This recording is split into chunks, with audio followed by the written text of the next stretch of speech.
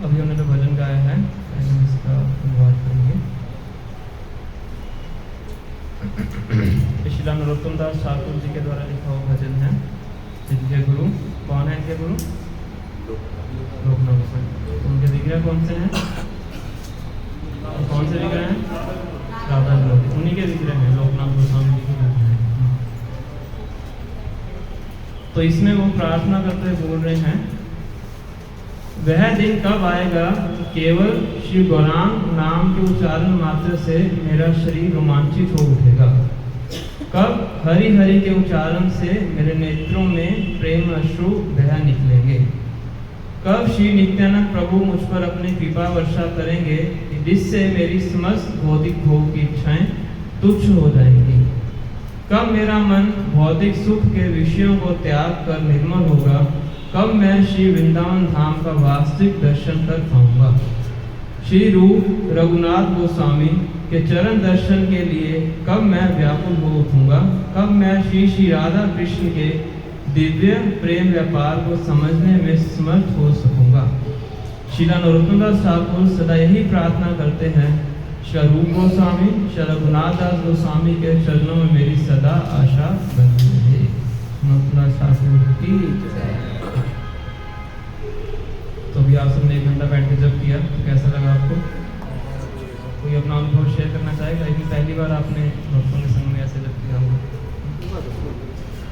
1 घंटा थोड़ा बैठे हैं, 1 घंटा कब बैठे सुनना भी बैठते हैं। बताइए कोई अपना अनुभव शेयर करना चाहे, या कोई अनुभव हुआ ही नहीं? मन में बहुत कुछ घूम रहा था। वृंदावन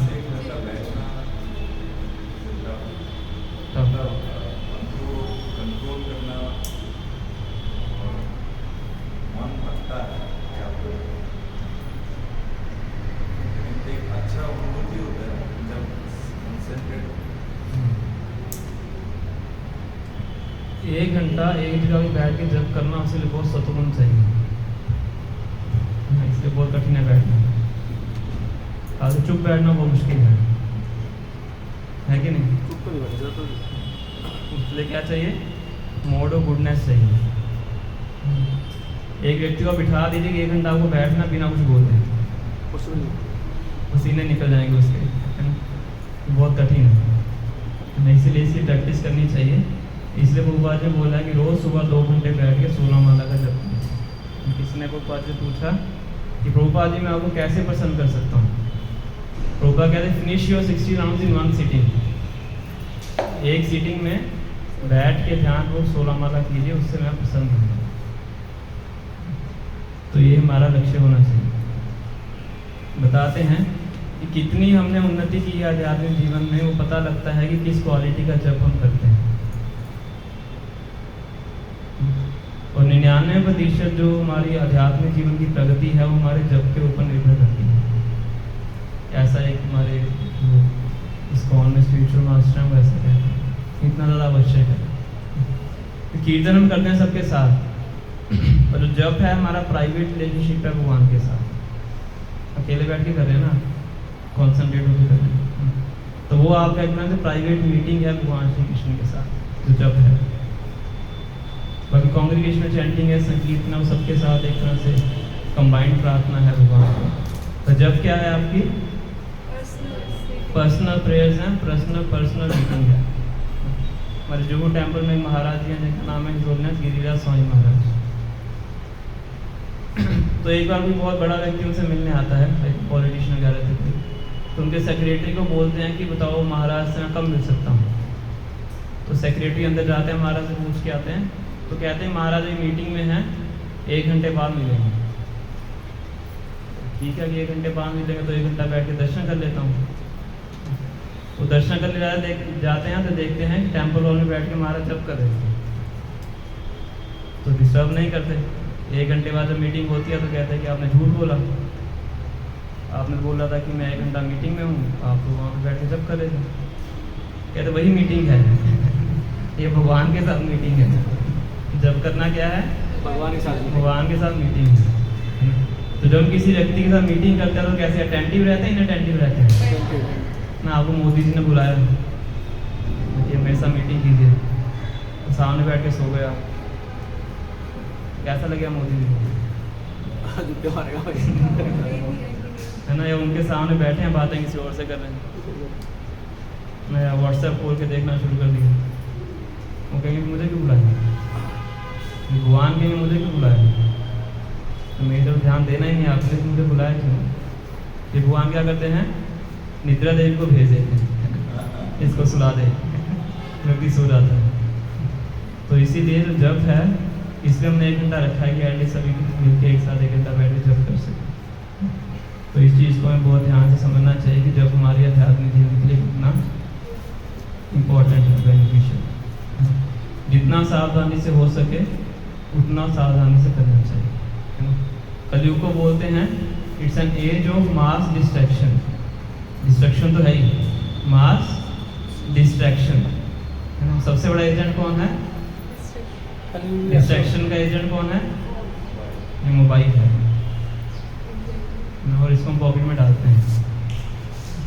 सबसे पहले इसका कान मोड़ देना चाहिए, मैं इसको साइड पे रखें, फिर बैठ के जप करें, है ना।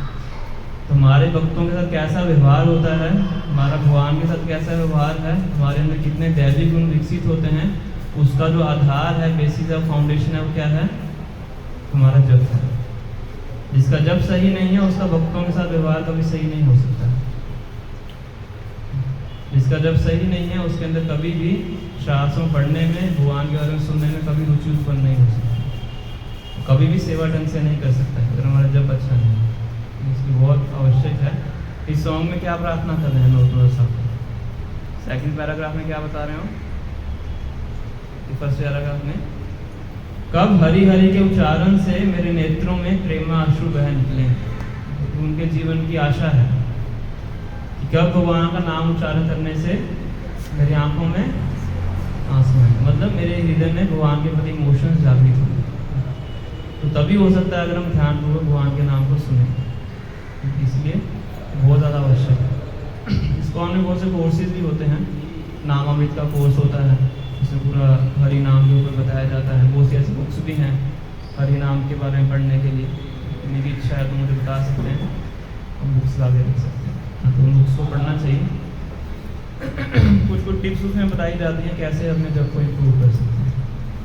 भविष्य में मौका लगा तो हम नामामृत कोर्स भी करेंगे, दासम दास कोर्स में भी करेंगे हम हरि नाम के ऊपर, संवत्सर माला भी करेंगे एक दिन। तो ये समझ सकेंगे हमारे जप का कितना हमारे जीवन में बड़ा रोल है। तो आज हम डिस्कशन करेंगे श्री रघुनाथ दास गोस्वामी जी के बारे में। कल शाम को हम गोपीनाथ जी के मंदिर गए थे, जहाँ पे सबको नहलाया गया था। तो गर्मियों के टाइम पे भगवान को शावर में रखा जाता है। हम 2 हफ्ते पहले आए थे तब भी शावर चल रहे थे, पानी के अंदर रहते हैं भगवान। तो ये प्रयोजन के विग्रह हैं, संबंध अभी तक प्रयोजन में डिस्कस किया था। तो प्रयोजन के विग्रह हैं श्री गोपीनाथ जी, और इनके आचार्य कौन है? कौन है प्रयोजन के आचार्य? किन्होंने बोला? रघुनाथ दास गोस्वामी, इसलिए हम उनके बारे में चर्चा करें। तो किसी ने ध्यान दिया गोपीनाथ जी ने कलाई में क्या पहना हुआ था? कितने भक्तों ने देखा था कि घड़ी पहनी हुई थी? केवल एक ही विग्रह है संसार में तो घड़ी पहनते, गोपीनाथ जी ने घड़ी पहनी है। और गोपीनाथ जी का जो वक्षस्थल है, चेस्ट है, वो हूबहू भगवान श्री कृष्ण के साथ गोलोक वृंदावन में मिलती है। कल हम मंगल आरती में जाएंगे, तो मंगल आरती में डीटीज के में ऊपर में दर्शन प्राप्त होते हैं, अलंकार वगैरह नहीं पहने होते हैं, तो अच्छे दर्शन प्राप्त होते हैं। सुबह हम कल दर्शन करें।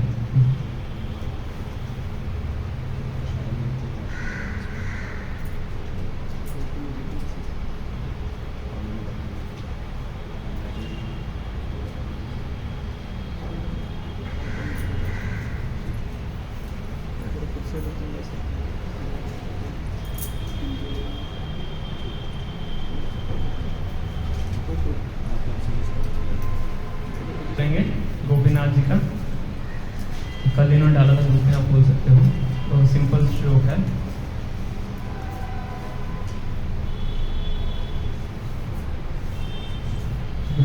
कल भेजा था इसी टाइम के आसपास 10 बजे के आसपास। तीनों का नाम होते थे 85।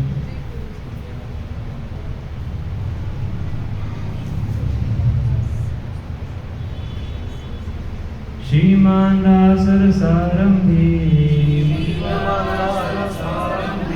वंशी वट तटस्थिता कर्षण वेणु सने गोपी गोपीनाथ सुना। श्रीमान रास रसारंभी, जो कि रास को शुरू करने वाले हैं, रासलीला करने वाले हैं। श्रीमान रास रसारंभी कहाँ पे करते हैं? वंशी वट तटस्थिता। वंशी वट मतलब, वट मतलब वृक्ष है ना, तो एक वृक्ष है जिसका नाम क्या है? वंशी वट। सेवा कुंज में है, वृंदावन में आप जाएंगे तो वंशी वट तटस्थिता कर्षण वेणु सनेर गोपी। तो पेड़ के नीचे खड़े होकर क्या कर रहे हैं? बांसुरी बजा रहे हैं। कर्षण मतलब कार्य करने को बोलते हैं कर्षण।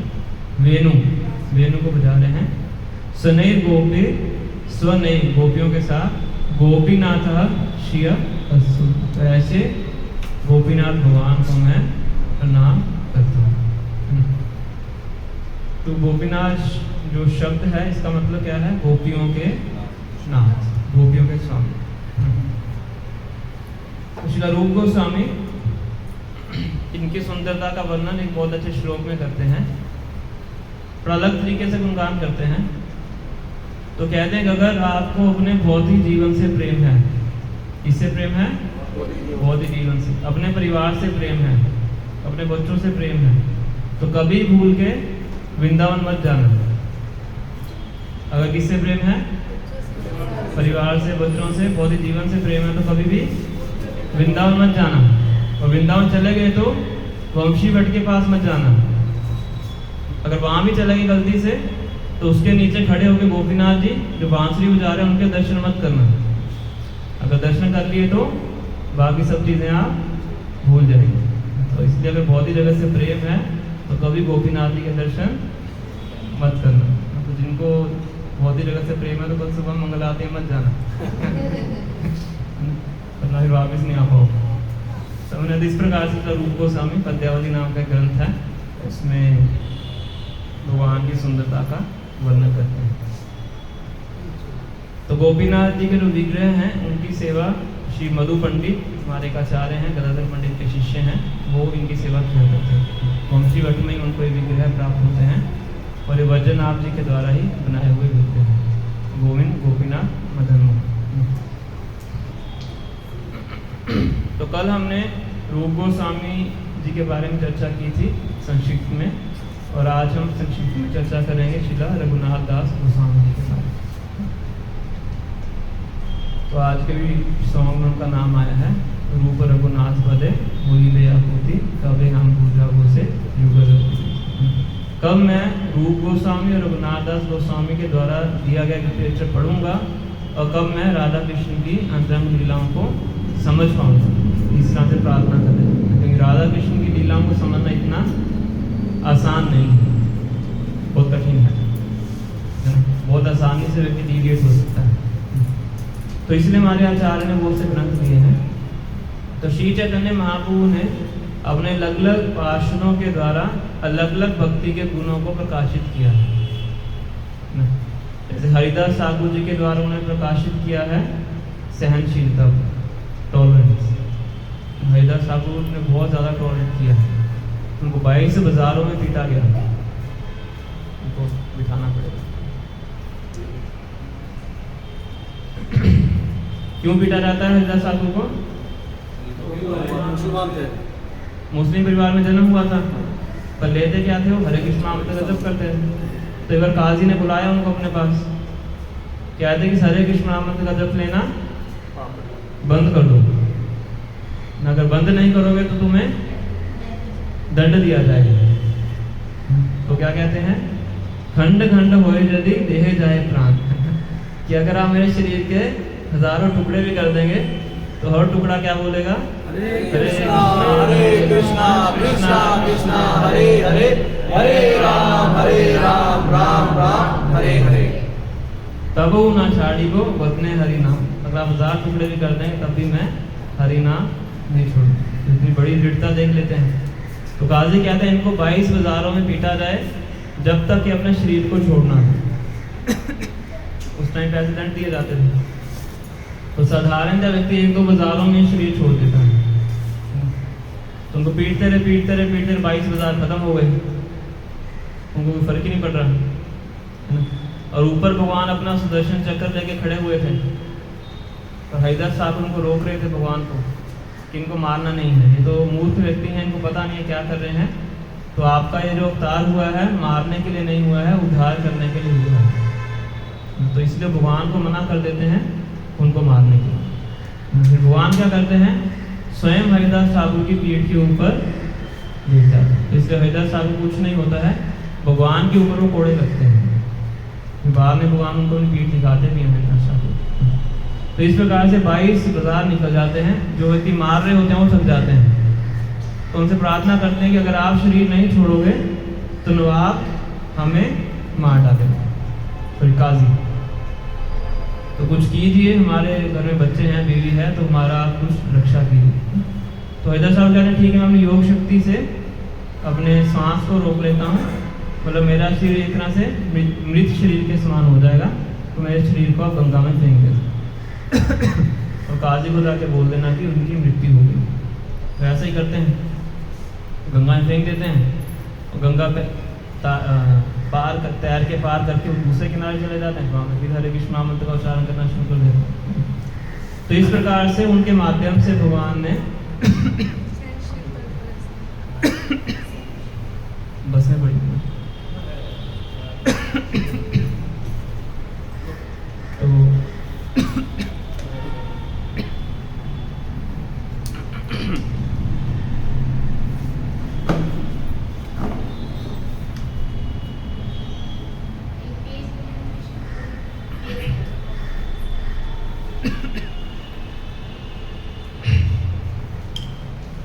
तो उनके माध्यम से भगवान ने किसका गुण प्रदर्शित किया है? सहनशील। ऐसे सनातन गोस्वामी थे, उनके माध्यम से भगवान प्रकाशित करते हैं दैन्यता के गुण, ह्यूमिलिटी, या इंग्लिश में बोलते हैं मॉडेस्टी। ये भौतिक दृष्टि से जो सनातन गोस्वामी थे, पहली बात तो प्राइम मिनिस्टर थे, तो दूसरा बहुत ही पढ़े लिखे व्यक्ति थे। 5-6 अलग अलग भाषाएं उनको आती थी।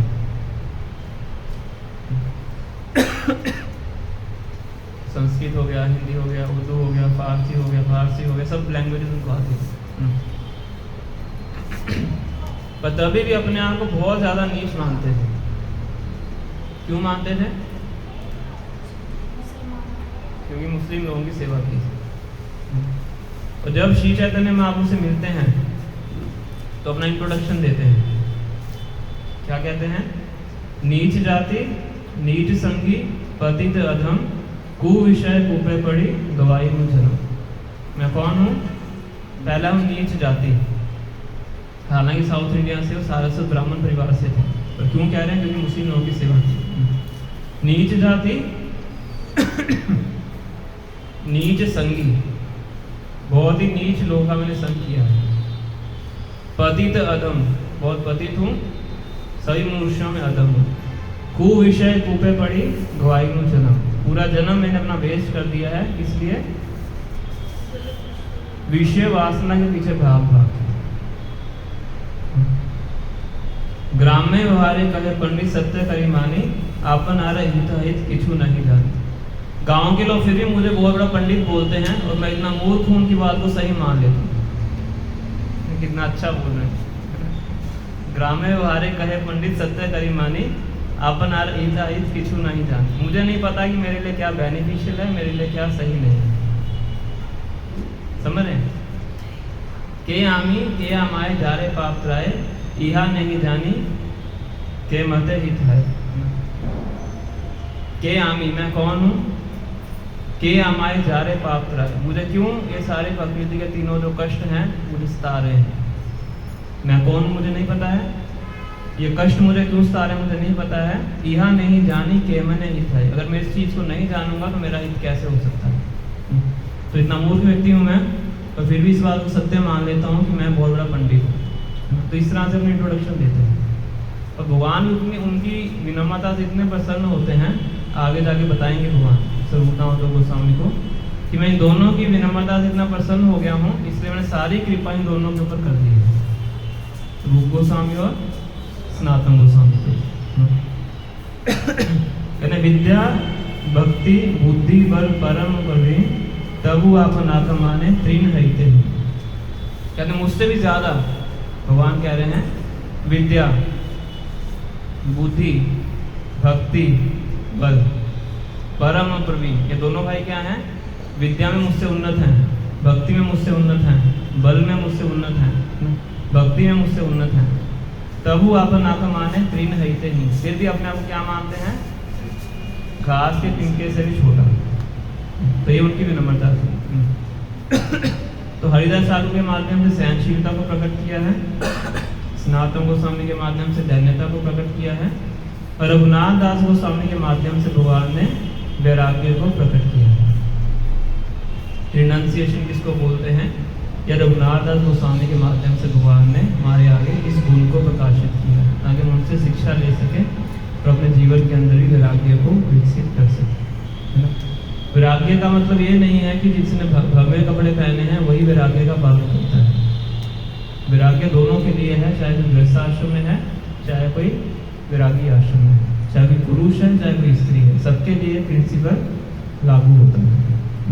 गृहस्थास के लिए वो बात बोलते थे कि गृहस्था डिवोटी भी क्या है, ब्रह्मचारी है। बोलते एक नारी ब्रह्मचारी, एक नारी ब्रह्मचारी, ऐसे भगवान श्री रामचंद्र जी, है ना। तो उनको भी घर में रह के ब्रह्मचर्य का पालन करना होता है, ऐसा नहीं कि उनका पूरा लाइसेंस है। तो वैराग्य का जो सिद्धांत है दोनों को ही पालन करना है, पुरुष स्त्री को भी और गृहस्थ को भी ब्रह्मचारी को। तो ये सिद्धांत भगवान रघुनाथ दास गोस्वामी के माध्यम से बताते हैं। रघुनाथ दास गोस्वामी का जो जन्म है बंगाल में होता है। उनके पिताजी और ताऊ जी का नाम था, चाचा जी का, गोवर्धन मजूमदार और हिरण्य मजूमदार। तो ये टैक्स कलेक्टर थे, मुस्लिम नवाब के बिहाफ पे टैक्स कलेक्शन करते थे। तो इनकी उस टाइम पे सैलरी बताई जाती थी 2 lakh gold coins per month. कितनी सैलरी है, 2 लाख सोने के सिक्के प्रति माह। तो इतना धनवान उनका परिवार था, और पूरे परिवार के एक ही लड़के थे, पूरे वंश के एकमात्र लड़के थे। वो बताया जाता है कि उनकी जो पत्नी थी वो इंद्र की पत्नी के समान उनका सौंदर्य था, और फिर भी घर के साथ में उनको बिल्कुल भी अटैचमेंट नहीं था, बिल्कुल भी आसक्ति नहीं थी। ऐसा क्यों होता है कि बचपन में उनके घर के पास हरिदास ठाकुर आके रहते हैं, तो बचपन से ही वो हरिदास ठाकुर का संग करते थे, उनके पास जाते थे, उनसे सुनते थे, उनके साथ बैठते थे, उनका संग करते थे, उनके साथ बैठ के जप करते थे। इसलिए बचपन से ही उनके अंदर वैराग्य जागृत हो जाता है। वैराग्य का मतलब क्या है, वैराग्य से आप सब क्या समझते हैं, किसी चीज से अटैचमेंट नहीं होना हो, बहुत मटीरियल डिटैचमेंट, स्पिरिचुअल अटैचमेंट। पर हमारे लिए खासकर जो वैष्णव है, वैराग्य शब्द का मतलब बताते हैं विशेष राग, वी और राग, यहाँ से वर्ड है वैराग्य, विशेष राग मतलब भगवान के प्रति बहुत स्पेशल अटैचमेंट। डिटैचमेंट बाद में आती है ना। नॉर्मली हम वैराग्य को डिटैचमेंट समझते हैं, पर इसका जो रियल मीनिंग है वो क्या है, स्पेशल अटैचमेंट। किससे, भगवान से। तो भगवान के प्रति अगर हमारा स्पेशल अटैचमेंट होता है तो भौतिक जगत के प्रति डिटैचमेंट हमारा ऑटोमेटिकली होता है। डिटैचमेंट के लिए हमें अलग से कुछ प्रयास करने की आवश्यकता नहीं है। हमें प्रयास किस जगह पे करना है, भगवान के प्रति अटैच होने से, है ना। हमारी जो प्रोसेस है वो क्या है, सकारात्मक है। हिंदी इंग्लिश में क्या बोलते हैं इसको, पॉजिटिव है, नेगेटिव नकारात्मक नहीं है। ये नहीं ये नहीं ये नहीं है, ऐसा नहीं। हमारी प्रोसेस क्या है कि ये पकड़ना है, ये पकड़ना है, 16 वाला विजप करना है, शास्त्रों को पढ़ना है, भगवान की सेवा करनी है, ये इस पर हमारा ध्यान है। बाकी चीज़ें अपने आप हो जाती हैं। तो बचपन से ही हरिदास ठाकुर का संग करते थे, इसलिए बहुत ज़्यादा उनकी श्री चैतन्य महाप्रभु से अटैचमेंट हो जाती है। और हमेशा घर से प्लानिंग करते रहते थे कि किस प्रकार से मुझे भाग के श्री चैतन्य महाप्रभु को मिलना है। तो बताया जाता है कि इतना भागते थे कि उनके पिताजी ने उनको घर से भागने के लिए रोकने के लिए 10 गार्ड रखे हुए थे। कितने गार्ड? 10 गार्ड, कि जब भी वो घर से भागे उसको पकड़ के लेके आना है। भागते थे फिर पकड़ के लाते थे, भागते थे फिर पकड़ के लेके आते थे ना।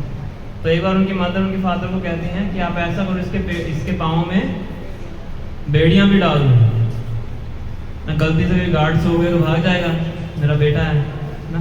तो पाँव के अंदर क्या बांध दो, बेड़ियाँ बांध दो। उनके पिताजी को डांटते हैं, कहते जिसका ऐश्वर्य इंद्र के समान है, जिसकी पत्नी अप्सरा के समान है, जिसको ये 2 चीजें बांध के नहीं रख पाई, उसको तुम्हारी बेड़ियां कैसे बांध के रखेंगे। माता को बोलते हैं। जिसने श्री चैतन्य महाप्रभु के साथ अटैचमेंट विकसित कर ली है, उसको कौन बांध के रख सकता है। पिताजी समझदार थे। चैतन्य चंद्रेर बाथुल के राखी थे पारे, कि जो श्री चैतन्य महाप्रभु का पागल व्यक्ति है, जिसकी श्री चैतन्य महाप्रभु से आसक्ति हो गई है, उसको कोई भी चीज बांध के नहीं रख सकती। तो तुम्हारी बेड़ियां काम करने वाली नहीं है। और फिर भी वो उनको बहुत संभाल के रखती है। तो ऐसे एक बार श्री चैतन्य महाप्रभु रामकेली में आते हैं, तो वहाँ पे जाके रघुनाथ दास गोस्वामी उनसे मिलते हैं। पिताजी की परमिशन लेके जाते हैं, गार्ड्स के साथ में जाते हैं और वहाँ पे श्री चैतन्य महाप्रभु को मिलते हैं। श्री चैतन्य महाप्रभु से कहते हैं कि मैं आपको तुरंत ज्वाइन करना चाहता हूँ, मैं आपके साथ ही रहना चाहता हूँ, आपके साथ ही मैं जगन्नाथपुरी जाऊँगा ना। तो भगवान थोड़ा बाहरी दृष्टिकोण से उनको बताते हैं कि घर जाओ, मेरे सामने मरकट वैराग्य मत दिखाओ। कौन सा वैराग्य? मरकट वैराग्य। तो वैराग्य 3 प्रकार के बताए जाते हैं। एक है शमशान वैराग्य, एक है मरकट वैराग्य और एक है मारजारी वैराग्य। मारजारी बिल्ली को बोलते हैं, मारजारी। शमशान वैराग्य क्या होता है कि जब हम शमशान में जाते हैं, किसी का मृत्यु वगैरह होती है, हम सब जाते हैं, है ना। तो थोड़ा सा वैराग्य आता है शमशान घाट में जाके, आता है कि नहीं? कितनों का अनुभव है ऐसा? तो किसी की चिका जलते हुए देखते हैं तो थोड़ा सोचते हैं कि क्या रखा है संसार में, एक दिन सब जल के खत्म हो जाएगा, है ना। हाँ, इतना इसने मेहनत करके पैसा इकट्ठा किया था, इतनी धोखाधड़ी करता था, सब खत्म हो गया, इन पे छूट गया, तो हमें भी ये सब करना चाहिए। तो जैसे ही शमशान घाट के गेट से बाहर निकलते हैं, क्या होता है? सब भूल जाते हैं। इसको बोलते हैं शमशान वैराग्य। क्लास में आते हैं, सुनते हैं तो थोड़ा सा लगता है, जैसे ही मंदिर के गेट से बाहर निकलते हैं सब साफ। 2 दिन तो आपका वैलिडिटी बढ़ रहा है। तो इसको बोलते हैं शमशान वैराग्य, जो बहुत कम समय के लिए रहता है। सेकंड है मरकट वैराग्य। मरकट किसको कहते हैं? बंदर।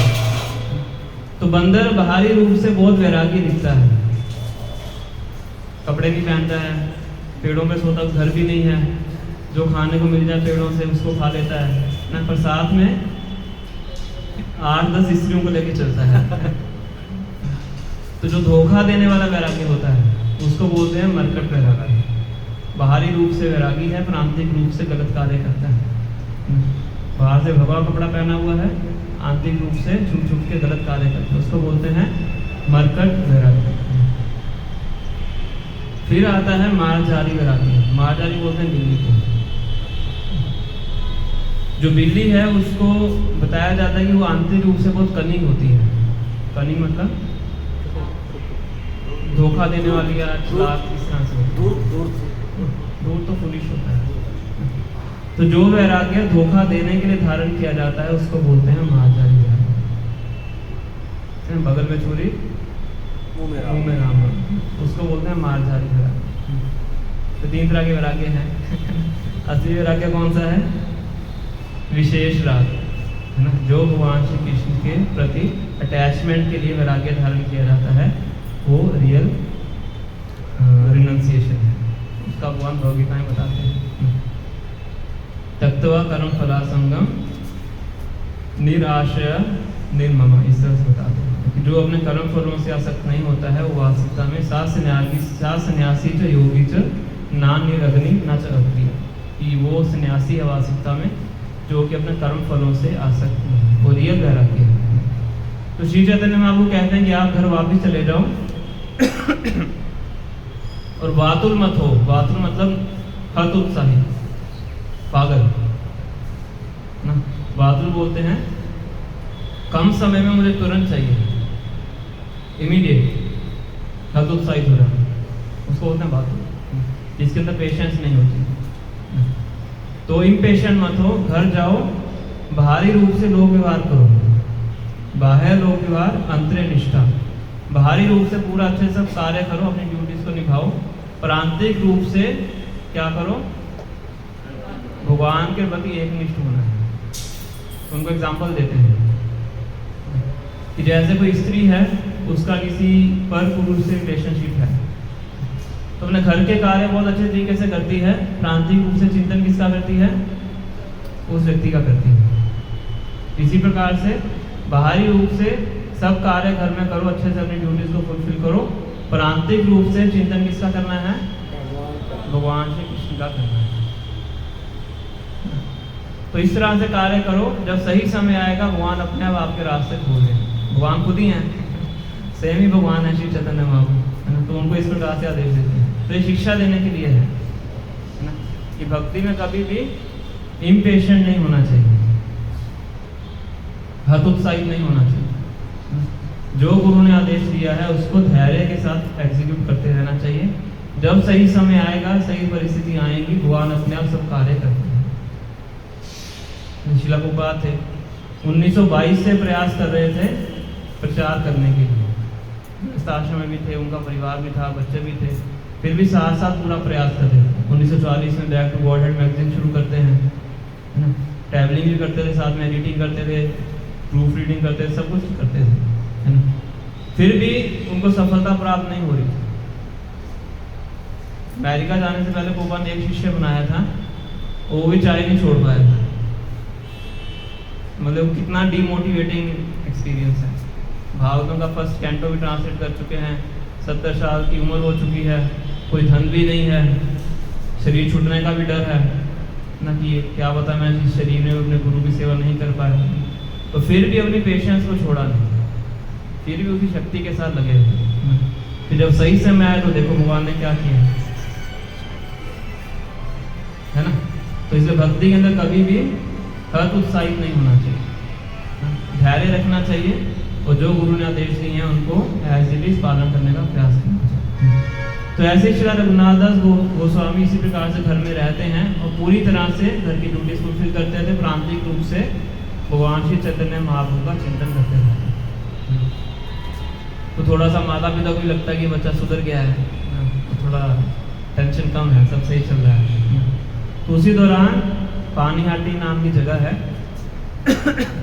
वहाँ पे पता लगता है कि नित्यानंद प्रभु वहाँ पे आए हुए हैं।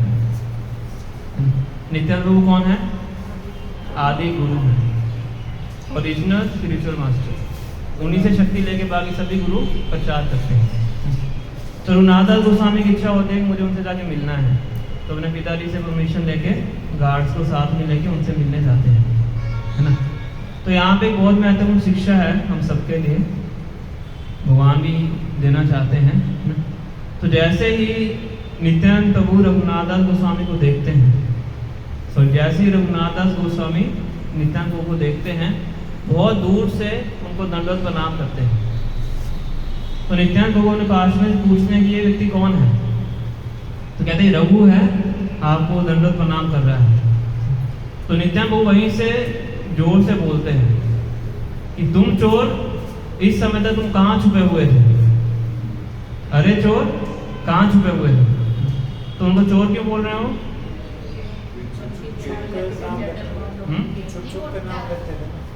नाम तो ऊपर में लेते हैं। क्योंकि श्री चैतन्य महाप्रभु किनकी प्रॉपर्टी है? नित्यानंद प्रभु की प्रॉपर्टी है ना। भगवान किसकी प्रॉपर्टी है? गुरु की प्रॉपर्टी है। कृष्णा से तोमार, कृष्णा दीते बार तोमार शगति आछे। गुरु को प्रार्थना कर रहे हैं, कृष्णा से तोमार, कृष्ण आपके हैं। कृष्णा दीते पार, कृष्णा को देने की जो शक्ति है वो आपके पास है। कृष्णा से तोमार, कृष्णा दीते पार तोमार शगति आछे, आपकी शक्ति है। आमी तो कंगाल, कृष्णा कृष्णा बोली ढाई जाओ पाछे पाछे। मैं तो कंगाल व्यक्ति हूँ, इसलिए कृष्णा कृष्णा बोल के आपके पीछे मैं भाग रहा हूँ। तो नित्यानंद कहते हैं कि मेरी प्रॉपर्टी है श्री चैतन्य महाप्रभु, और मुझसे बिना पूछे उनको प्राप्त करने का प्रयास कर रहे हो, है ना। तो गुरु को लांग के हम भगवान को प्राप्त नहीं कर सकते। ये शिक्षा यहाँ पे नित्यानंद प्रभु दे रहे हैं। और यही कमी थी रघुनाथ दास गोस्वामी की प्रक्रिया में, इसलिए उनको सफलता प्राप्त नहीं हो पाई।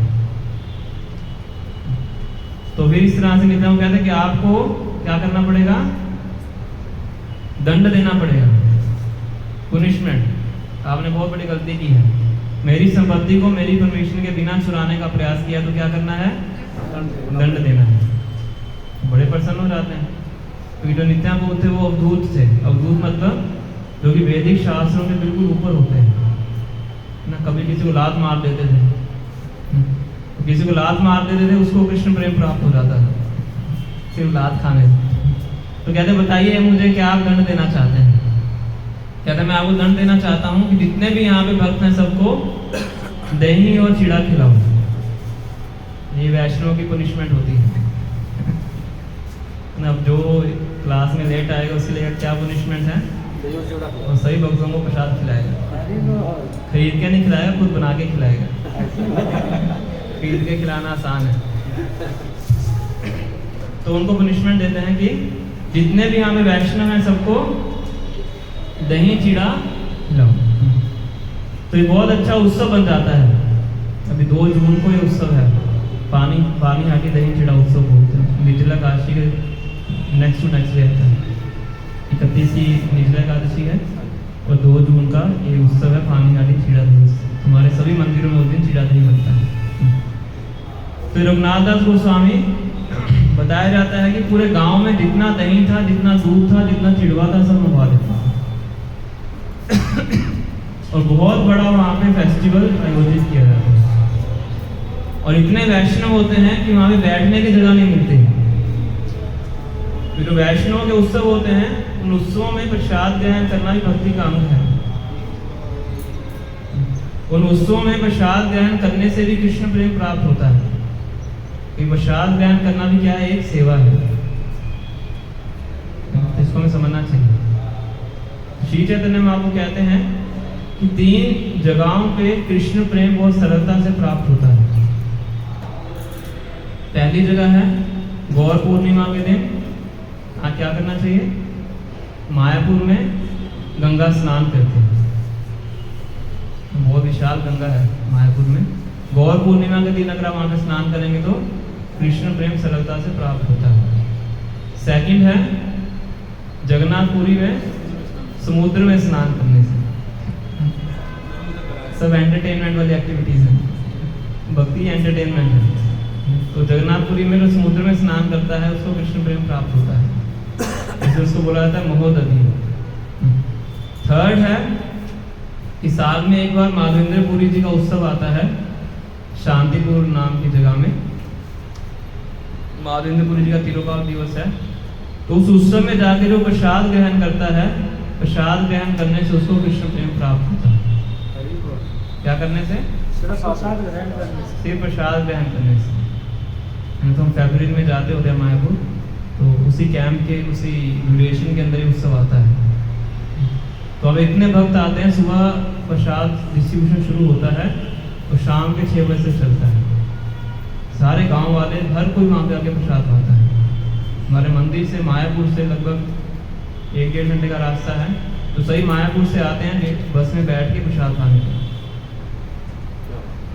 और सभी प्रसादन सर्विंग करना चाहते हैं। इसे प्रसादन सर्विंग करने के लिए लाइन में खड़ा होना पड़ता है। पहले 15 मिनट लाइन में खड़े होगे तो एक बकेट मिलेगी आपको सर्विंग करने के लिए। सर्विंग करके आओगे, बकेट वापस करोगे, दूसरी बकेट के लिए दोबारा लाइन में खड़ा होना पड़ता है। इतने वक्त होते हैं सर्विंग करने के लिए। तो प्रसाद सेवन करना भी क्या है, एक तरह से बहुत बड़ी सेवा है। इसलिए बहुत से वैष्णव वहाँ पे इकट्ठा हो जाते हैं पानी घाटी में, पूरी जगह खत्म हो जाती है। तो जिनको जगह नहीं मिलती वो पेड़ों पे चढ़ के बैठ जाते हैं, फिर पेड़ भी भर जाते हैं। पेड़ों पे जगह नहीं मिलती, गंगा के अंदर बैठ के प्रसाद पाते हैं। पूरा डिस्क्रिप्शन चैतन्य चेतावनी में आता है, और इतना बड़ा उत्सव हो जाता है। और स्वयं श्री चैतन्य महाप्रभु वहाँ पे प्रकट होते हैं अदृश्य रूप से, किसी किसी को दिख पाते हैं, हर कोई देख नहीं पाता है। तो वो भी आगे उस उत्सव में पार्टिसिपेट करते हैं। किनके द्वारा किया गया उत्सव है ये? रघुनाथ दास गोस्वामी के द्वारा। इसकी बहुत डिटेल्स हैं, ज़्यादा डिटेल में तो हम नहीं जाएंगे। तो इस प्रकार से नित्यानंद उनके ऊपर कृपा करते हैं, वो वापस घर में जाते हैं। अब जिस चीज़ की कमी थी वो कमी क्या हो गई? पूरी हो गई। तो कुछ ही दिनों बाद उनको मौका मिलता है। उनके पिताजी के जो कुल गुरु थे, जिनका नाम था बलराम आचार्य, उनके पिताजी के पास आते हैं। उनको कहते हैं कि जो मेरा पुजारी है वो चला गया छुट्टी पे, तो रघुनाथ को भेज दीजिए ताकि थोड़ी देर के लिए मेरे अचली ग्रह की सेवा कर सके। तो रात का समय था। तो पिताजी कहते हैं कि अब तो चलो सुधर चुका है, तो कोई ज़्यादा टेंशन वाली बात नहीं है, तो चलो भेज देते हैं। तो रघुनाथ को भेज देते हैं अकेले, तो भी चकमा लेके वहाँ से निकल जाते हैं। तो जंगल के रास्ते से जाते हैं। आप देखिए मायापुर से जगन्नाथपुरी 8 घंटे का रास्ता है ट्रेन से। तो कितने किलोमीटर होंगे? लगभग 500, 400, 500 किलोमीटर। तो इतने किलोमीटर भाग के जाते हैं। 7 या 10 दिनों में भाग भाग के पूरा एरिया कवर करते हैं। उनको डर था कि क्या डर था?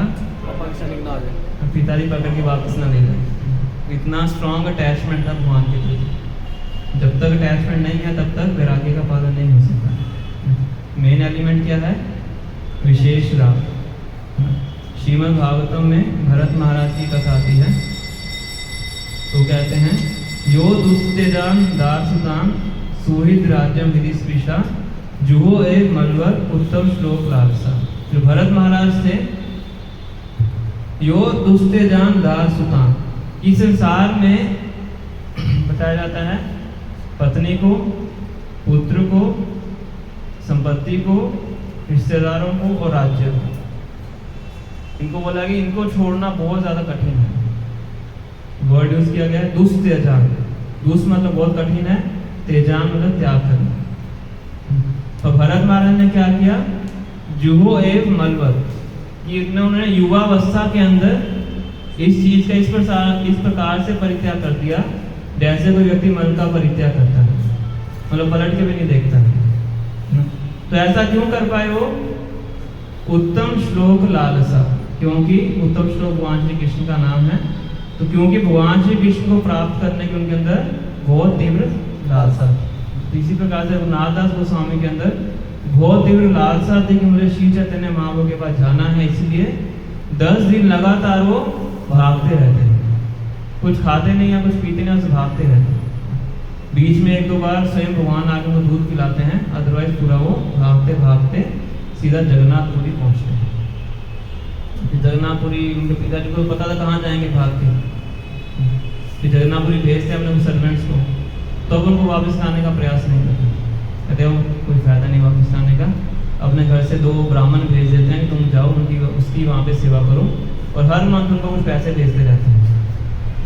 जिसको पैसे की आवश्यकता पड़ेगी, पैसे के लोग सोच नहीं पाते थे, है ना। तो श्री चैतन्य महाप्रभु से मिलते हैं, और महाप्रभु थोड़ा क्रोध में एक तरह से उनको बोलते हैं कि तुम्हारे पिताजी और जो ताऊ जी हैं वो क्या है?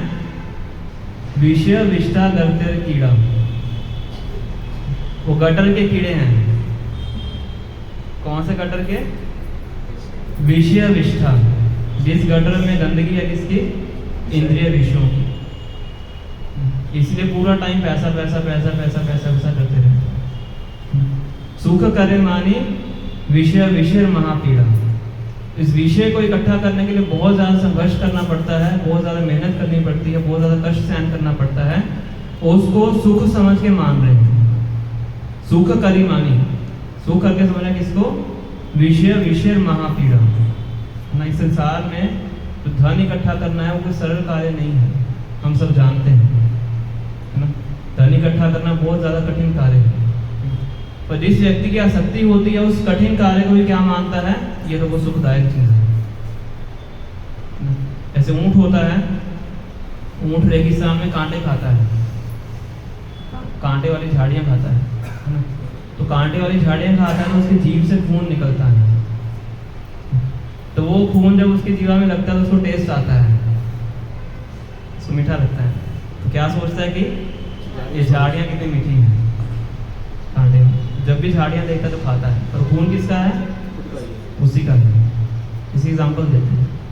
तो इसलिए श्री चैतन्य महाप्रभु को बोलते हैं, तुम्हारा बाप जेठा विषय विषय करते तो कीड़ा, ये विषय विष्टा के जो करता है उसका कीड़ा है। सुख करी मानी विषय विषय महापीड़ा, इसलिए बहुत कष्ट को सुख करके समझे। तो अच्छा किया तुम यहाँ पे आ गए, तो अब यहाँ पे रहो, स्वरूप दामोदर गोस्वामी तो उनके निरीक्षण में रहो, और यहाँ पे रह के भगवान को प्राप्त करने का प्रयास करो। तो इस तरह से रघुनाथ दास गोस्वामी रहते हैं। तो उनके पिताजी हर महीने उनको पैसे भेजते थे, तो उस पैसे से क्या करते थे? हर महीने श्री चैतन्य महाप्रभु के लिए फीस्ट ऑर्गेनाइज करते थे, उनको घर में बुलाते थे, है ना। भगवान को भी अच्छा नहीं लगता था, भगवान उनको उत्साहित करने के लिए जाते थे, चलो इसी बहाने थोड़ा भक्ति में आगे बढ़ रहा है इसलिए जाते थे, उत्साहित करने के लिए जाते हैं। तो कुछ समय बाद देखते हैं कि रघुनाथ दास ने मुझे आमंत्रण देना बंद कर दिया है, अब आमंत्रण नहीं कर रहा है। तो उनके जो मेंटर थे स्वरूप गोस्वामी उनसे पूछते हैं कि अभी क्यों नहीं बुला रहा है? तो कहता है कि उन्होंने अपने पिताजी से पैसे लेने बंद कर दिए हैं। तो रघुनाथ दास ने सोचा कि मेरे पिताजी गलत तरीके से पैसे कमाते हैं, तो इस पैसे से श्री चैतन्य महाप्रभु को भोजन नहीं खिलाना चाहिए। जिस मानसिकता से धन कमाया जाता है वही मानसिकता उस धन को यूज करने वाले में जाती है ना। विषय अन्न खाइले मलिन होय मन, मलिन मने नहीं होय कृष्ण रस स्मरण। कि अगर किसी विषय व्यक्ति के घर में अन्न खाते हैं तो हमारा जो मन होता है क्या होता है? दूषित होता है, और दूषित मन से भगवान का स्मरण नहीं हो सकता। इसे जब महाप्रभु ट्रैवलिंग करते थे तो कहते थे कि मैं सिर्फ लखपति के घर में खाऊंगा। लखपति मतलब भगवान के नाम जो रोज 1 लाख भगवान के नाम लेता है, उनके घर में मैं खाऊंगा। जो 64 माला करता है उनके घर में प्रसाद स्वीकार करूँ, अदरवाइज नहीं करूँ, है ना। तो रघुनाथ दास ने सोचा कि ये सही नहीं है कि अपने पिताजी का जो धन है उससे मैं श्री चैतन्य महाप्रभु को प्रसाद करूँ, इसलिए पिताजी से लक्ष्मी लेना बंद कर देते हैं, आज से नहीं। तो कहते हैं कि बताइए अब कैसे अपना जीवन निर्वाह करते हैं?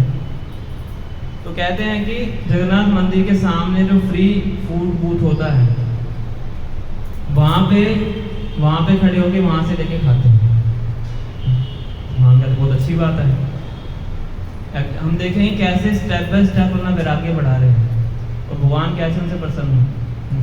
तो इतने बड़े घर के व्यक्ति आप देखिए, तो भगवान दर्शन करने जाते थे तो देखते थे कि रोज रघुनाथ दास गोसाई वहाँ से प्रसाद लेते थे, जहाँ पे फ्री बूथ पे प्रसाद मिलता है। तो कुछ समय बाद देखते हैं कि वहाँ पे भी रघुनाथ दास ने आना बंद कर दिया है। तो फिर उनके मेंटर से पूछते हैं स्वरूप गोस्वामी से कि आजकल रघुनाथ दास वहाँ पे दिखता नहीं है। तो कहते उन्होंने वहाँ भी खाना बंद कर दिया है। क्यों बंद कर दिया? कहते उनको फ्री का खाना अच्छा नहीं लगता। कौन स्पॉन्सर कर रहा है, कैसे स्पॉन्सर कर रहा है, वो उनको उचित नहीं लग रहा है भक्ति के लिए, जो वहाँ भी उन्होंने खाना बंद कर दिया। तो कहते अब कैसे खाते हैं? कहते वो सिंह द्वार के आगे खड़े होते हैं मधुकरी के लिए, तो जो लोग दर्शन करने जाते हैं वापिस आते हुए जो कुछ देते हैं थोड़ा बहुत खाने को, उसको ग्रहण करते हैं। तो भगवान बड़े प्रसन्न होते हैं, तो एक स्टेप और आगे बढ़े हैं, है ना।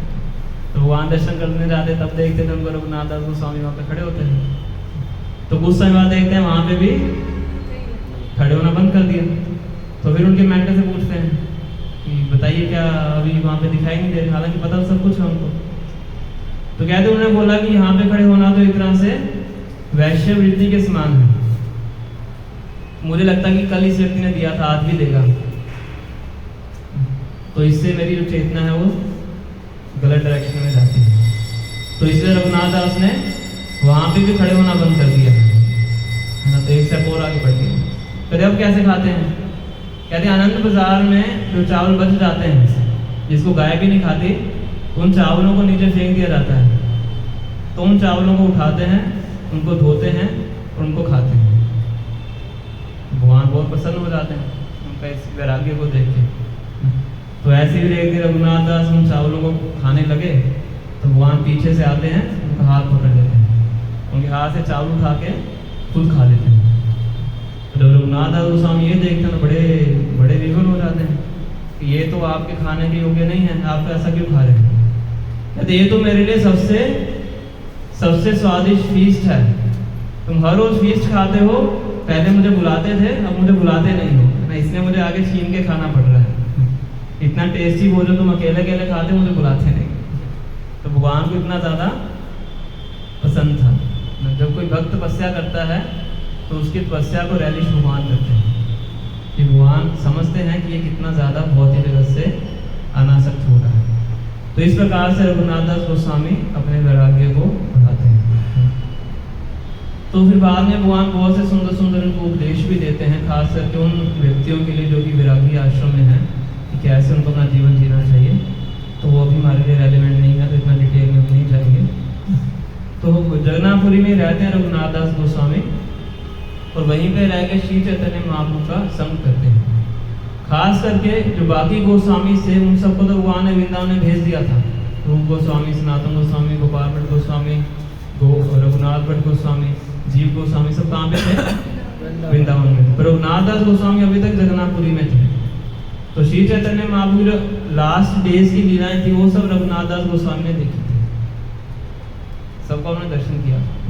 तो जब श्री चैतन्य महाप्रभु धराधाम को छोड़ के चले जाते हैं, उसके बाद रघुनाथ दास गोस्वामी सोचते हैं मेरा इस जगह पे रहने का कोई इच्छा नहीं, मैं वृंदावन में जाऊंगा, गोवर्धन से छलांग लगा के सुसाइड करके शरीर का परित्याग कर दूंगा। किससे जाते हैं वृंदावन?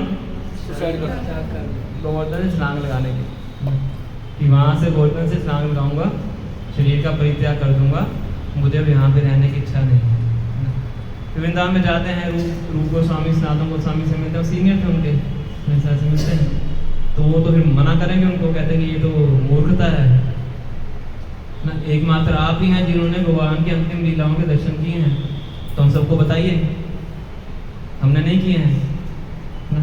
तो गोवर्धन में रहते थे, तो गोवर्धन में रह के हर रोज शाम को 2-3 घंटे श्री चैतन्य महाप्रभु की लीलाओं का वर्णन करते हैं रोज। और उनकी ऑडियंस में श्रीला कृष्णदास कविराज गोस्वामी बैठते थे। कौन है कृष्णदास कविराज गोस्वामी? जिन्होंने चैतन्य चैतामृत लिखी। इससे पहले हम कौन से मंदिर गए थे? राधा दामोदर। वहां पे कौन कौन से विग्रह हैं?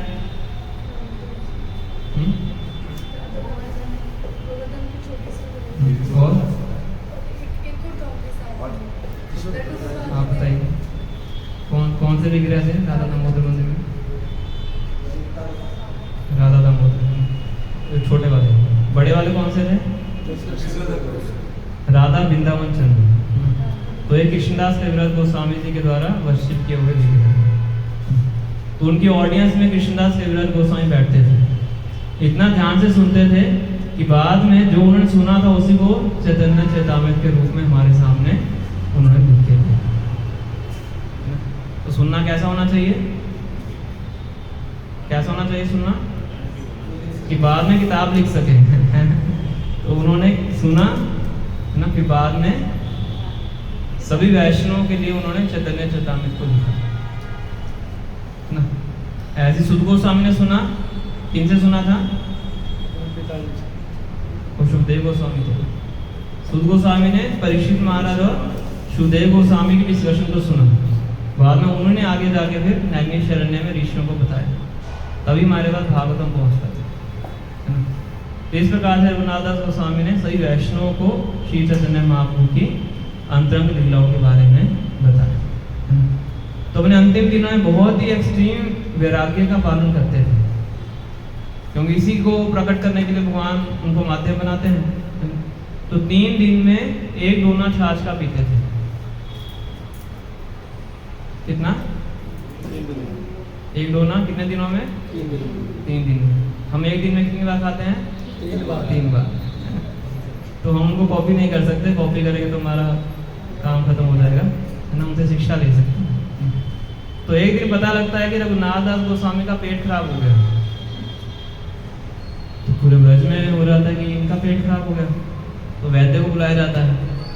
तो वैद्य कहता है कि इन्होंने बहुत ज़्यादा खीर खाई है। क्या खाई है? ज़रूरत से ज़्यादा खीर खाई है। तो कहते हैं कि आपको पता नहीं है कौन है? बाबा जी हैं, तो 3 दिन में 1 दोना छाछ खा लेते हैं, तो एक खीर कहाँ से खाएंगे? तो रघुनाथ दास गोसाई के पास जाते हैं, सभी भक्त से पूछते हैं कि वैद्य ऐसे बोल रहे हैं कि हमने खीर खाई है। कहते मैंने खाई है। कहते कल रात को गोलोक वृंदावन में एक फेस्टिवल हो रहा था, तो मेरी वहाँ पे खीर बांटने की सेवा थी। ऐसे यहाँ भी प्रसाद बांटते हैं, तो बहुत ज़्यादा खीर बच जाती है। तो मैंने सोचा कि तो गोलोक वृंदावन की खीर है, इसको वेस्ट नहीं जाना चाहिए। तो सारी खीर मैंने खा ली। कहाँ पे खाई? गोलोक वृंदावन में। इसलिए मेरा पेट खराब हो गया। समझ रहे? तो लोग प्रसादन सर्विंग करते हैं, तो अगर प्रसाद बच जाए तो क्या करना है? तो खिलाना है, खुद खाना है। तो इस प्रकार से उनकी कथा आती है, जिस प्रकार से वैराग्य का पालन करते थे। और आज हम जो राधा कुंड श्याम कुंड देखते हैं, आई थिंक सबने देखा होगा राधा कुंड श्याम कुंड, सबने दर्शन किए होंगे, है ना। तो वो इन्हीं के द्वारा बनाया गया है, रघुनाथ दास गोस्वामी और रघुनाथ दास गोस्वामी के द्वारा। तो उनकी एक बार इच्छा हो रही थी कि मैं इन कुंडों को अच्छे से बना पाऊँ, और वो तो वैरागी आश्रम में धन तो था नहीं उनके पास। तो एक व्यापारी थे, बद्रीनाथ आश्रम जा रहे थे, अपने साथ धन लेके जा रहे थे कि बद्रीनाथ में जाऊँगा, वहाँ पे भगवान को धन दूंगा। तो वहाँ पे जा रहे होते हैं, तो रास्ते में भगवान उनके सपने में आते हैं। कहते हैं यहाँ पे धन की आवश्यकता नहीं है, वृंदावन में जाओ, गोवर्धन के अंदर वहाँ पे एक बाबा जी हैं, उनको ये सारा धन जाके दे दो। तो व्यापारी आते हैं, पूछते हैं रघुनाथ दास गोस्वामी कौन है? कहते मैं हूँ। कहते आपके लिए भगवान ने धन भेजा है। फिर उस धन का इस्तेमाल करके वो राधा कुंड और श्याम कुंड का निर्माण करते हैं, है ना। तो राधा कुंड हम देखते हैं बिल्कुल चकोर बना हुआ है कि नहीं? श्याम कुंड कैसा है? श्याम कुंड चौरस है? कैसा है श्याम कुंड?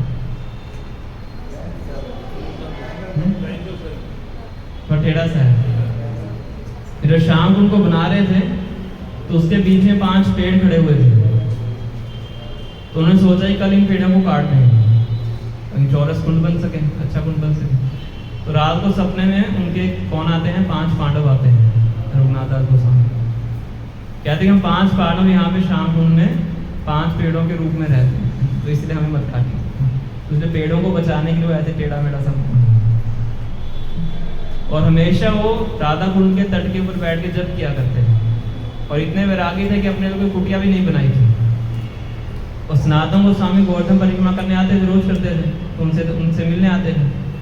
तो एक दिन उन्होंने देखा कि रघुनाथ दास बैठ के जप कर रहे हैं राधा कुंड के किनारे पे, और साथ में एक शेर पानी पी रहा है। वो तो अपने जप में इतने जोर में, उनको पता ही नहीं है क्या हो रहा है साथ में। और फिर देखते हैं कि साथ में भगवान श्री कृष्ण खड़े हुए हैं लाठी लेके, कि ये जो शेर है इनको कुछ तंग ना करे। कौन देख रहे हैं? सनातन गोस्वामी देख रहे हैं, ना। सनातन गोस्वामी सीनियर हैं, तो रघुनाथ दास गोस्वामी कहते हैं कि ठीक नहीं है, वहां से सेवा लेना ठीक नहीं है, जल्दी से कुटिया बनाओ, कुटिया में रहो।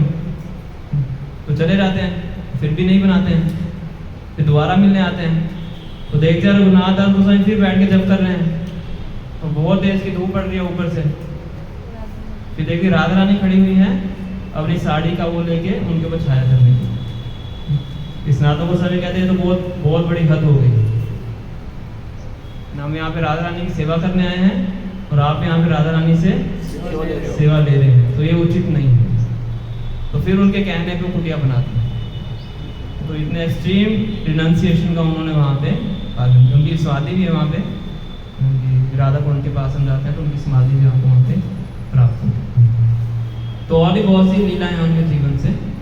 तो प्रयोजन के जो आचार्य हैं श्रीला रघुनाथ दास गोस्वामी हैं, और प्रयोजन के जो विग्रह हैं श्रीला राधा गोपीनाथ जी, जिनके हमने कल दर्शन किए थे। और जो राधा दामोदर विग्रह हैं, कल हम दर्शन करने गए थे, आज सुबह भी हमने दर्शन किए हैं।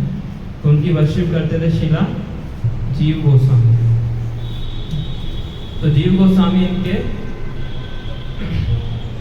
नेफ्यू को क्या बोलते हैं? भाई के बेटे, छोटे भाई के बेटे, रूप गोस्वामी के। ये तीन भाई थे, रूप गोस्वामी, सनातन गोस्वामी और अनुपम। अनुपम शरीर छोड़ देते हैं बहुत जल्दी, तो उनके बेटे थे, उनका नाम था जीव गोस्वामी। तो बताया जाता है कि अब तक इस संसार में सबसे बड़ा जो स्कॉलर हुआ है आध्यात्मिक विषय में, वो श्रीला जीव गोस्वामी। उनको अभी तक कोई क्रॉस नहीं कर पाया।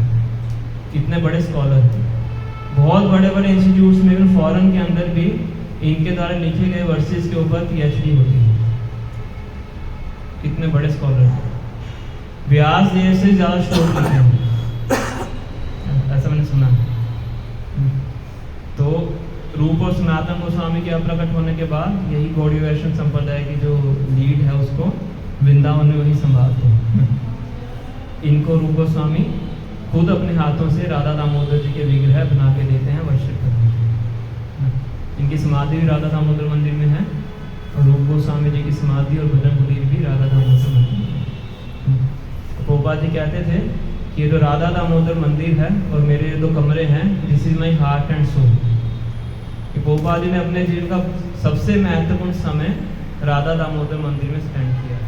वानप्रस्थ आश्रम, संन्यास आश्रम स्वीकार करने के बाद प्रभुपाद जी राधा दामोदर मंदिर में ही रहते थे, और वहीं पे बैठ के भागवतों के फर्स्ट कैंटो का ट्रांसलेशन करते थे। फिर दिल्ली जाते थे, वहाँ पे चिप्पीवाड़ा में मंदिर है, अभी वो इस्कॉन ने ले लिया है मंदिर, वो सुंदर मंदिर बन गया है वहाँ पे चिप्पीवाड़ा में। तो वहाँ पे जाके रेंट पे दिया हुआ था, लेकिन वहाँ पे रहते थे, वहाँ पे उसको प्रकाशित करवाते थे, प्रिंटिंग करवाते थे। फिर वृंदावन आते थे, फिर लिखते थे, फिर दिल्ली में जाके उसको प्रिंटिंग करवाते। इस तरह से कर करके प्रभुपाद जी ने फर्स्ट कैंटो अमेरिका जाने से पहले राधा दामोदर मंदिर में ही प्रिंट किया। और उस टाइम प्रभुपाद जी बहुत ज़्यादा क्रंदन करते थे। तो उस मंदिर के साथ में जो और मंदिर है, तो उस मंदिर में जो आचार्य रहते हैं वो प्रभुपाद जी शिष्यों को बताते हैं। अब तो काफ़ी वृद्ध है, उस टाइम बच्चे होते थे। कहते हैं हर रोज़ रात को किसी व्यक्ति के रोने की आवाज़ सुनाई पड़ती थी। हम लोग हर रोज़ सोचते थे कि कौन है जो रात को इतना रो रहा है। कहते एक बार हमने देखा तो प्रभुपाद जी रूप गोस्वामी जी की समाधि को साफ करते थे रात को, वो बहुत रो रो के उनसे प्रार्थना करते थे कि मुझे अपने गुरु के आदेश का पालन करना है, पूरी शक्ति प्रदान कीजिए ताकि मैं जाके अपने गुरु के आदेश का पालन कर सकूँ। वहीं पे उनको अपने कमरों के अंदर ही रूप गोस्वामी जी का दर्शन भी प्राप्त होते हैं। तो इसलिए बहुत महत्वपूर्ण वो टेम्पल है हमारे लिए राधा दामोदर मंदिर। प्रभुपाद जी कहते हैं this is a heart and soul, जीवन और प्राण है ये जो मंदिर हमारे। तो जीव गोस्वामी जी के बारे में तो मैंने बताया कि सबसे बड़े स्कॉलर हैं, है ना, इतना बड़ा उन्होंने वैदिक साहित्य लिखा है। इवन के जो बंगाल में भी बड़े बड़े वैष्णव होते थे, अपने डिसाइपल्स को वृंदावन में जीव गोस्वामी जी के पास पढ़ने के लिए भेजते थे। जैसे नरोत्तम दास ठाकुर, उनका नाम सुनते हैं, भजन गाते हैं। फिर श्रीनिवास आचार्य, श्यामानंद प्रभु, वो आए थे उड़ीसा से। श्रीनिवास आचार्य आए थे जाजी ग्राम से। नरोत्तम दास ठाकुर आते हैं खेतरी ग्राम से। तो तीनों अलग अलग वहाँ पे इकट्ठे होते हैं वृंदावन में आके जीव गोस्वामी जी से प्रशिक्षण लेते हैं। तो इनके बारे में बताने के लिए बहुत कुछ है, बहुत सी लीलाएं हैं इनके बारे में कि कितने प्रगाढ़ पंडित हैं। तो इस प्रकार से इन दो गोस्वामी का हमने चर्चा किया है। फिर बाद में मौका लगेगा तो जीव गोस्वामी के बारे में डिटेल में हम डिस्कशन करेंगे। तो बहुत से महत्वपूर्ण ग्रंथ इन्होंने लिखे हैं। सबसे महत्वपूर्ण ग्रंथ है षट संदर्भ। इनको बोला जाता है तत्वाचार्य। रूप गोस्वामी को बोला जाता है रस आचार्य। सनातन गोस्वामी जी को बोला जाता है संबंध आचार्य। तत्वाचार्य मतलब भगवान श्री कृष्ण का तत्व क्या है ना, उसके बारे में बहुत ज़्यादा डिस्क्रिप्शन में उन्होंने बताया।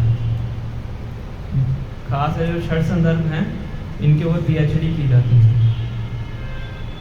हमारे इस में काफ़ी डिवोटीज हैं जो इन्हीं बुक्स के ऊपर पीएचडी करते हैं। तो इसलिए हम इन दोनों आचार्यों से प्रार्थना कर सकते हैं, रघुनाथ दास गोस्वामी जी से हम प्रार्थना कर सकते हैं कि जिस प्रकार से उन्होंने वैराग्य का पालन किया है, तो वैराग्य के जो सिद्धांत हैं वो भी हमारे हृदय में प्रकट हों, ताकि उनका कुछ अंश हम अपने जीवन में भी अपना सकें, भौतिक इंद्रिय तृप्ति से ऊपर उठ सकें। और श्री राजीव गोस्वामी जी से प्रार्थना कर सकते हैं कि जो उन्होंने भगवान श्री कृष्ण के तत्व का उन्होंने व्याख्यान किया है, तो उसको भी हम समझने में समर्थ हो सकें। मतलब गोपीनाथ जी से और राधा दामोदर जी से प्रार्थना कर सकते हैं। ठीक है, तो इस समय कितना हुआ है? 9 बजे प्रसाद पहुँच गया। ठीक है, तुम्हारे पास टाइम है। तो जैसे आपने स्कॉलर्स का जिक्र किया, तो जो लोग पीएचडी करते हैं, थीसिस लिखते हैं तो ग्रंथों पे, तो क्या वो ऑथेंटिकेटेड है, उनको भरोसा किया जा सकता है? हाँ, तो थियोलॉजी में कुछ लोग करते हैं पीएचडी। अब किस तरीके से कर रहे हैं, किसके अंडर रह के कर रहे हैं, वो मैटर करता है, इसके मार्गदर्शन में करते हैं। हमने जैसे पहले कभी नहीं सुना कि भगवान राम की कोई सिस्टर भी थी। सिस्टर? हाँ, उनकी कोई बहन भी थी। बट एक पीएचडी स्कॉलर है, उन्होंने बताया कि उनके अवतरित होने से पहले थे। तो दशरथ महाराज किसी और राजा को दे देते हैं क्योंकि उनके पास कोई संतान नहीं है। आई थिंक रोमपाद नाम होता है पर थी। उनको भरोसा किया जा सकता है। बेसिकली हम ज्ञान पे भरोसा कर सकते हैं, पर जो भक्ति का जो एलिमेंट है, खास करके जो प्रिंसिपल्स हैं डिवोशनल, ग्रंथों से रिलेटेड, हाँ वो कर सकते हैं।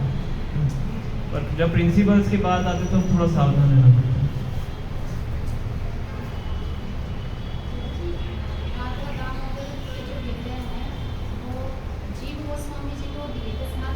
रूप गोस्वामी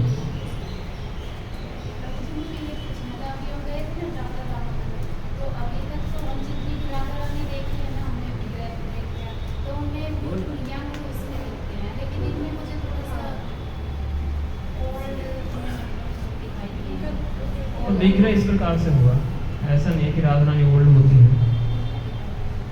भगवान के धाम में भगवान श्री कृष्ण की जो एज है वो 16 वर्ष की होती है। तो ऐसे राधा रानी की जो एज बताते हैं, जहाँ तक मुझे याद है, मुझे श्योर नहीं है, वो 14 ईयर्स के आसपास होती है। मुझे कंफर्म करना पड़ेगा, तो जहाँ तक मुझे याद है इसके आसपास है।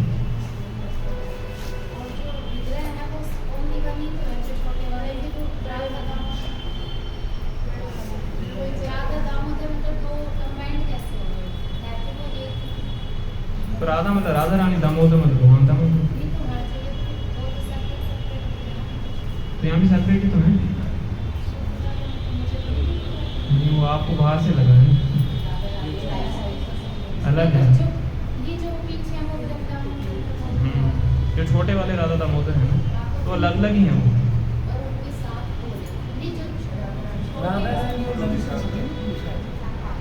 उनके साथ और अन्य विग्रह तो बाद में रख दिए होंगे, पर जो मेन विग्रह राधा दामोदर है, राधा वृंदावन चंद्र।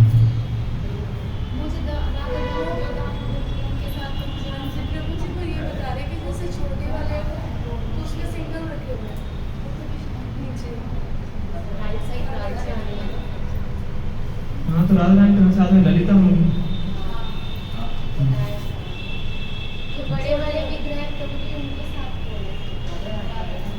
राधा रानी तो है, राधा वृंदावन चंद्र, राधा रानी हो वृंदावन चंद्र, नीचे राधा दामोदर है, साथ में ललिता सखी होंगी। ललिता विशाखा होती है, ललिता सखी होती है। ललिता सखी अगर अकेले हैं तो ललिता सखी, और अगर दो हैं तो ललिता विशाखा।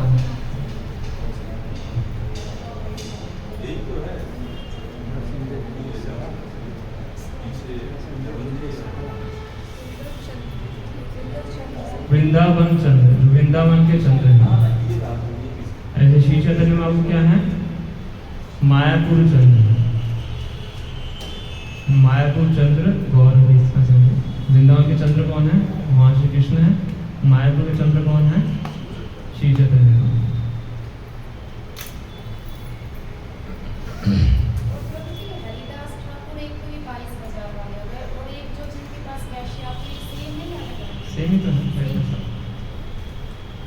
हरिदास आते हैं हमारी चैतन्य लीला में। एक छोटा हरिदास है, उनका पास में अलग है, और ये हरिदास ठाकुर है जो कि नाम आचार्य है। और बाकी बिहारी जी वाले हरिदास ठाकुर अलग है, वो ठाकुर नहीं है, वो हरिदास है, और तो आचार्य का नाम वो है। अलग है। आचार्य का नाम है, हाँ वही छोटा हरिदास, उनका पास टाइम अलग है, वो कोई बाद में चर्चा कर सकते। कोई और प्रश्न है कि नहीं? मुझे अभी भी डाउट है, मुझे आप बोले ना गले में लेकर वो करते थे, तो ये वाली बंदे की बात, जिसमें जो बड़ी वाली है उनकी बात कर रहे हैं, कितने बड़े उनको पूरे गले में लेके रखते थे? कभी उनसे लग नहीं होना चाहते थे कि जहाँ भी जाते थे अपने गले में लेके जाते, लटका के लेके जाते।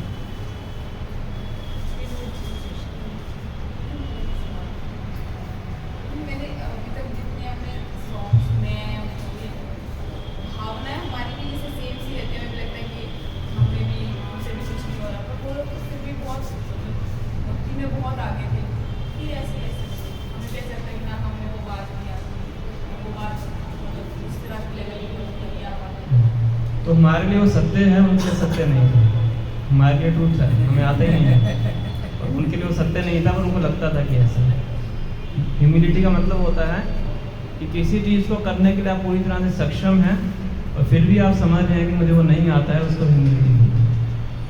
और हमारे केस में तो ट्रूथ है, हमें आता ही नहीं है, हमारी ह्यूमिलिटी नहीं है, हमारे लिए ट्रूथ है, उनके लिए ह्यूमिलिटी है।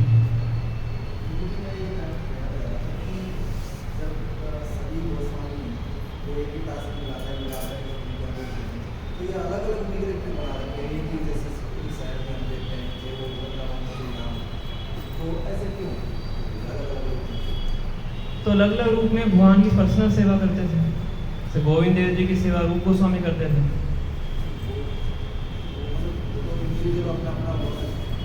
अपना अपना रिलेशन है भगवान के साथ।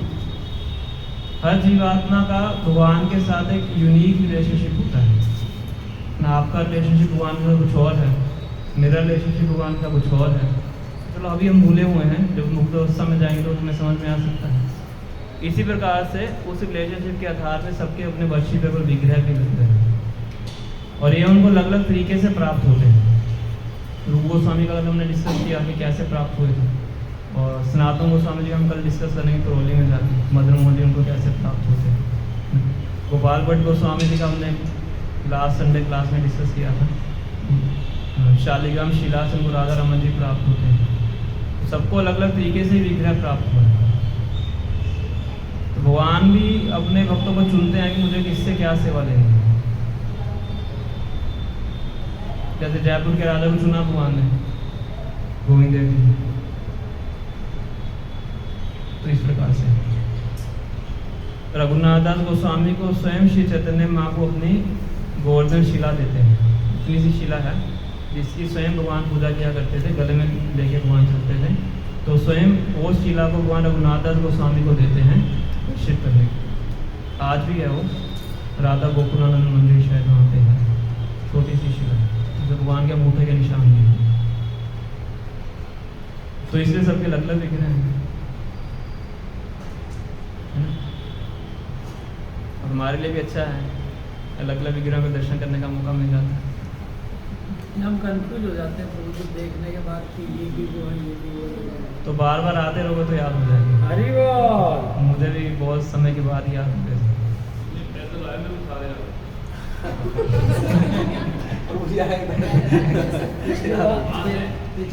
पिछला ग्रुप में हमने पैदल ही चक्कर काटे साल, फिर भी याद ना हो। अच्छी बात है। मेरे को पता था कि यार मंदिर में उतना ही कुछ क्या है, हमें एक मंदिर के 3 चक्कर काटे थे। तो जितनी बार दर्शन करेंगे, जितना मनन करेंगे, जितना पढ़ेंगे, जितना सुनेंगे, तो अपने आप याद होता है। ज़्यादा दिमाग पे जोर लगाने की आवश्यकता नहीं है, ध्यान से बैठ के सुने, अपने आप याद होता है।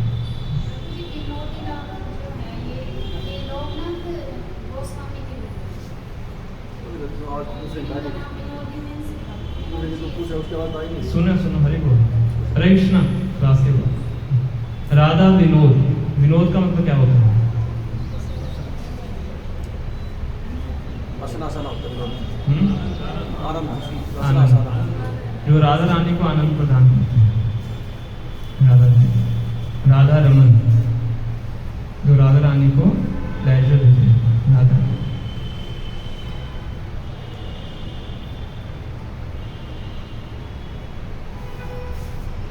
तो सेल्फ मैनिफेस्टेड विग्रह हैं। ब्रज के अंदर उमराव नाम की एक जगह है, तो वहाँ पे किशोरी कुंड है, तो वहाँ पे लोकनाथ गोस्वामी जी बैठ के भजन किया करते हैं। तो एक दिन कोई व्यक्ति आते हैं, कोई दिव्य पुरुष आते हैं, उनके हाथ में विग्रह देके चले जाते हैं वर्शिप करने। तब से वो इनकी वर्शिप किया करते हैं। बहुत ज़्यादा अटैच थे, आसक्त थे, कभी भी लग नहीं होना चाहते, इसलिए गले में लेके घूमते। फिर बाद में कुसुम सरोवर के पास वो भजन करते थे। फिर कुसुम सरोवर के पास में बैठ के इनको पेड़ के अंदर रख देते थे, हॉलों के अंदर, और बाहर खुद बैठ के इनकी वर्शिप किया करते। रूप और सनातन गोस्वामी के आने से पहले ही ये वृंदावन में रहते थे। लोकनाथ गोस्वामी भूगर्भ गोस्वामी। वो व्यक्ति कौन थे? वो आके इनको विग्रह देके चले। किसी सेल्फ मैनिफेस्टेड, किसी ने बनाए नहीं।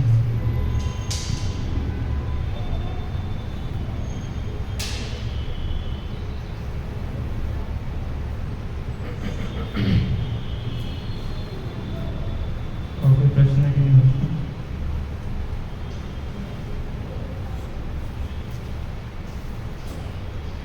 ठीक है, तो हम यहीं स्टॉप करेंगे। तो यहाँ पे जो भक्त हैं इस मंदिर को मैनेज करते हैं, तो उनकी इच्छा थी कि मैं अनाउंसमेंट कर दूँ कि जो भक्त अगर कुछ भी यहाँ पे डोनेशन देना चाहते हैं अपनी इच्छा से, तो किसी एक भक्त को हम कोऑर्डिनेटर बना के सबको इकट्ठा कर सकते हैं, तो डिवोटी को डोनेशन दे सकते हैं। क्योंकि आप देखेंगे इस मंदिर में कुछ ज़्यादा दर्शन करने आते नहीं हैं। जब से हम बैठे हैं हार्डली 3-4 ही हमें डिवोटीज देखे हैं दर्शन करने आते हैं, तो थोड़ा सा मंदिर मेंटेन करने में मुश्किल होता है। ये तो इतना प्रोमिनेंट भी नहीं है मंदिर, तो हमें इंपॉर्टेंस पता है, तो इसलिए हम आते हैं। तो अगर आपकी इच्छा है कुछ आप मंदिर में देना चाहते हैं अपनी इच्छा से, तो विकास को दे दीजिए। तो सबका जो एक्यूमुलेटेड अमाउंट है वो उनको श्री राधा विनोदीलाल जी की जय, श्री राधा दामोदर की जय, श्री राधा वृंदावन चंद्र की जय, श्री षडगुरु महाप्रभु की जय, श्री नरसिंह भगवान की जय, श्री राधा गोविंद जी की जय। ओम प्रेमानंदे हरि बोल। हरे कृष्णा कृष्णा कृष्णा हरे हरे, हरे राम